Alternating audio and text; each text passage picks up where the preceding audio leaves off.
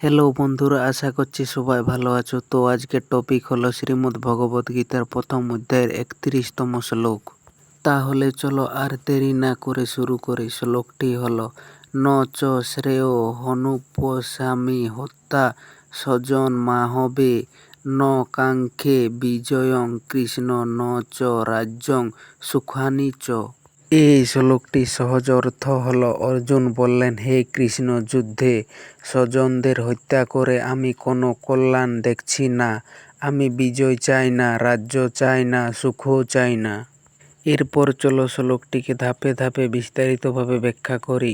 তো শ্লোকের প্রথমই রয়েছে ন চ শ্রেয় অনুপসামি। এখানে ন মানে হলো না, আর শ্রেয় মানে হলো মঙ্গল বা ভালো ফল, আর অনুপসামি মানে হলো আমি দেখতে পাচ্ছি। অর্থাৎ এখান থেকে বলতে চাইছে যে আমি এতে কোনো ভালো ফল দেখতে পাচ্ছি না। শ্লোকের এরপর রয়েছে হত্যা স্বজনম আহবে। এখানে হত্যা মানে হলো হত্যা করে, আর স্বজনম মানে হলো নিজের আত্মীয় স্বজন, আর আহবে মানে হলো যুদ্ধে। অর্থাৎ এখান থেকে বলতে চাইছে যুদ্ধে নিজের মানুষদের হত্যা করে। শ্লোকের এরপরে রয়েছে ন কাঙ্ক্ষে বিজয়ং কৃষ্ণ। এখানে ন কাঙ্ক্ষে মানে হলো আমি চাই না, আর বিজয়ং মানে হলো জয়, আর কৃষ্ণ মানে শ্রীকৃষ্ণকে সম্বোধন করেছে। অর্থাৎ এখানে বলতে চাইছে অর্জুন বলেছেন, হে কৃষ্ণ, আমি বিজয়ও চাই না। শ্লোকের শেষে রয়েছে ন চ রাজ্যং সুখানি চ। এখানে রাজ্যং মানে হলো রাজ্য, আর সুখানি মানে হলো সুখসমূহ। অর্থাৎ এখান থেকে বলতে চাইছে তিনি রাজ্য ও ভোগ বিলাসের সুখ আর চান না। এই পুরো শ্লোকটির মূল ভাবটি হলো, অর্জুন বুঝতে পারছেন আত্মীয়দের হত্যা করে পাওয়া জয় বা রাজ্যের কোনো মূল্য নেই। তার কাছে সম্পর্ক ও মানবিকতা রাজ্যের চেয়ে বড় হয়ে উঠেছে। যদি আগের 28 ও 30তম শ্লোকগুলোতে দেখি, তাহলে অর্জুন তার শারীরিক দুর্বলতার কথা বললেন। হাত কাঁপছে, মন ঘুরছে, দাঁড়াতে পারছেন না।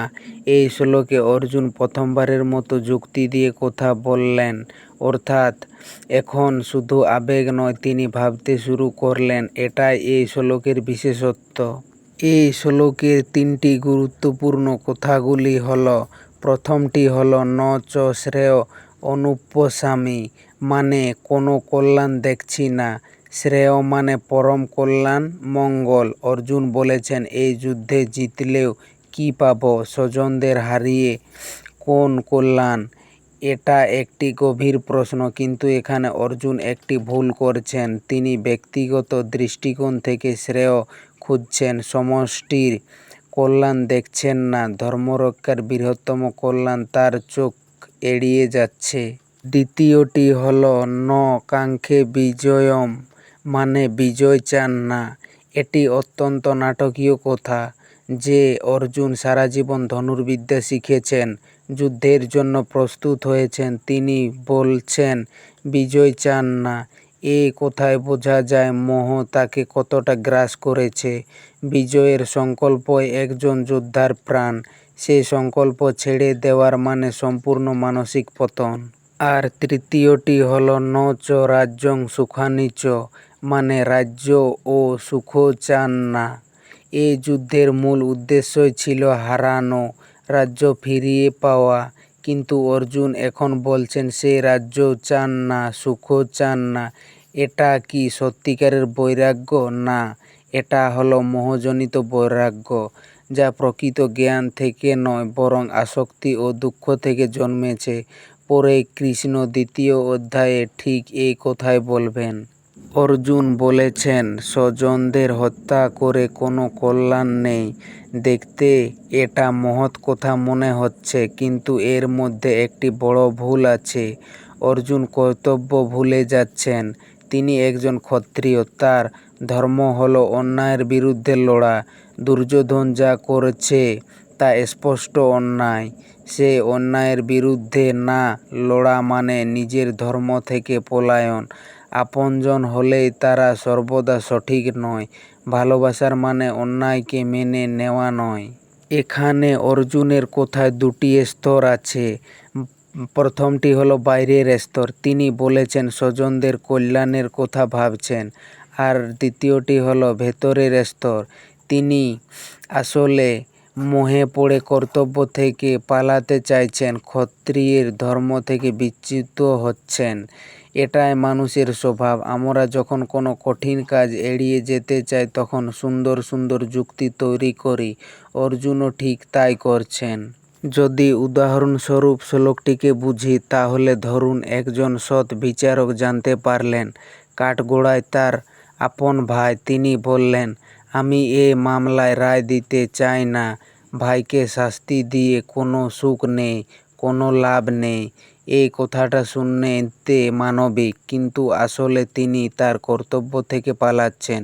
বিচারকের ধর্ম হলো ন্যায় বিচার, সেটা আপনজনের বিরুদ্ধে হলেও। ঠিক এই অবস্থাতে অর্জুন আছেন। এই শ্লোকের পরে অর্জুন আরও বিস্তারিত যুক্তি দেবেন কেন যুদ্ধ করা উচিত নয়। তিনি বলবেন রাজ্য সুখ বিজয়ের চেয়ে আপনজনদের জীবন বেশি মূল্যবান। কিন্তু এই সমস্ত যুক্তির মূলে আছে একটাই সমস্যা, মোহ। এই মোহ দূর করতেই কৃষ্ণ গীতায় জ্ঞান দেবেন। এই শ্লোকটির থেকে আমরা কিছু দৈনন্দিন জীবনে প্রয়োগের কিছু কথা পাই।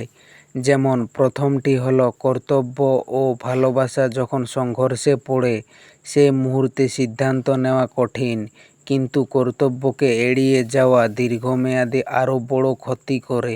দ্বিতীয়টি হলো কোনো লাভ নেই মানেই করব না, এ ভাবনা বিপজ্জনক।